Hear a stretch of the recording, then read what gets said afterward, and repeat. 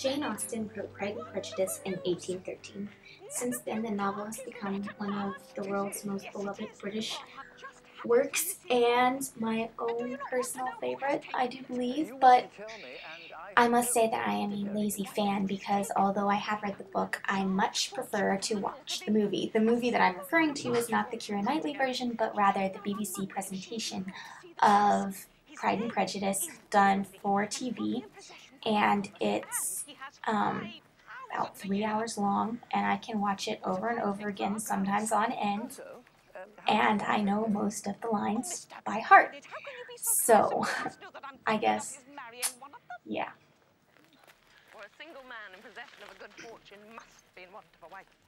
Mostly I like the characters. I like the characters and the way they interact and the way the actors and actresses present the characters, because the movie's so long that you can really see a progression in the way they develop from how they regard each other and how they feel about each other at the beginning all the way through the end, and it changes, and it's not only in a vocal sense that you can observe the changes in the characters and the way they develop together, but also in the facial expressions and the portrayal that the actors and actresses choose to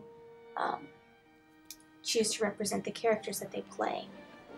I like that this communication is so non-vocal, really. I do enjoy that they just silently communicate with each other as much as with the viewer, because I think that's a lot of what the story is about. Not about Darcy and Elizabeth, but the way that they feel and the way that they choose to represent their feelings.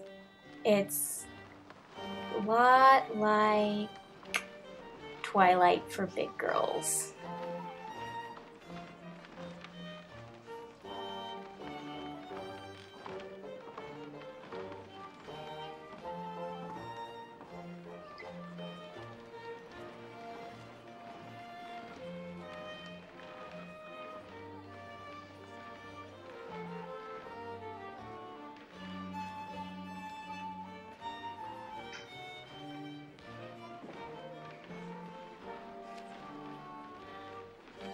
We must have some conversation, Mr. Darcy.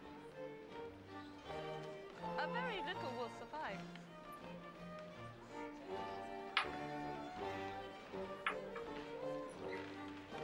You should say something about the dance, perhaps. I might remark on the number of couples.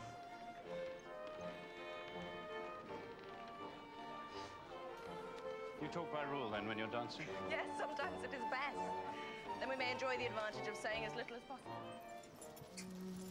The way that Elizabeth and Darcy speak to each other is very much like a game. It's very witty, it's very snarky, and I think that that's a huge amount of the appeal of the movie. Not just that they are so cold to each other and that they can communicate without speaking, but when they do speak, it's so intense and it's so representative of the characters and the way they feel. And I think that going back to the idea of Pride and Prejudice being Twilight for big girls, I think that that's a huge appeal of the movie, that the movie represents, or the book, the characters themselves, because Twilight was a book too, and I'm not trying to compare an amazing work of art like Pride and Prejudice, my own personal opinion, and I hopefully everybody else's, but with Twilight, which is not a work of art in the least, my own personal opinion again, but what was I saying? Oh yeah, because the way that women view the two movies, whether they're, you know, a teenager watching Twilight or an adult watching or reading Pride and Prejudice, is that this is a love story. This is what they want. This is how they view what love should be.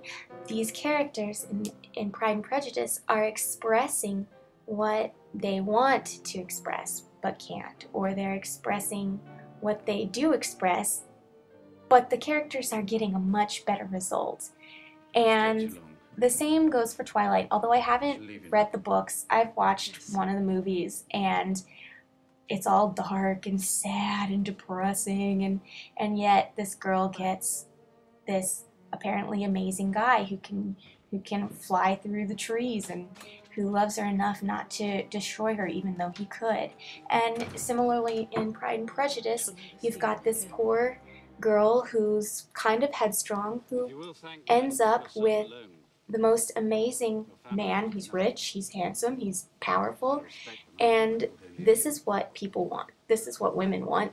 I think that guys probably, because most of the guys I know hate Twilight and they hate Pride and Prejudice, they don't appreciate it as much as women do. But women love this feeling-based romance, and that's what Pride and Prejudice provides. It's beautiful. It's beautiful movie in the sense that all of the colors and the, okay, I really like the hair and the dresses and the dancing, and I know it's just a made-for-TV movie, but I find it really fun. And I think that while I find that really fun to watch, I do like the story for exactly what I described it as. Twilight for adults, or Twilight for big girls.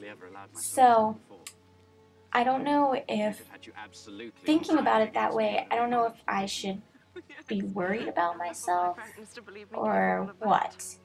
But I'd prefer to be worried about the rest of society, because Pride and Prejudice is much better than Twilight. So let's just go with this whole thing about society is the downfall of society. That's what we'll call it. The downfall of womankind, from the noble and amazing Mr. Darcy to the freaky Edward Cullen.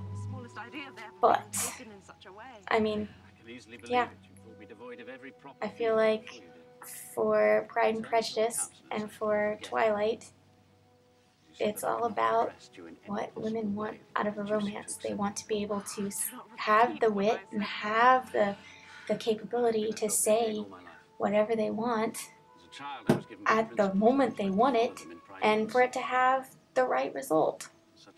To have the right result to, in the end, capture the man's heart unequivocally, irrevocably.